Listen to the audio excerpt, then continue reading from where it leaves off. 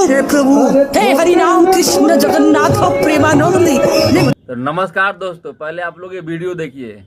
अरे छोटे में आप लोग इस वीडियो में देख पा रहे होंगे कि गोलू राजा पकड़ना क्या चाहता है और पकड़ क्या लेता है। तो आप लोग बताइए कि क्या पकड़ रखा है ये, और अगर नहीं देखे बढ़िया से तो इस वीडियो को फिर दोबारा देखिए। गोलू राजा तो ऐसा ही हमेशा मूड में रहता है, और मूड में रहने के साथ साथ अनुपमा यादव जी सामने मिल जाती हैं उसको। और जब अनुपमा यादव मुस्कुराने लगती हैं तो बेचारा ओवर कंट्रोल ही नहीं हो पाता है, उससे एकदम ओवर हो जाता है। ओवर होने के बाद कुछ ऐसा करता है, नहीं देखा दोबारा देख लीजिए।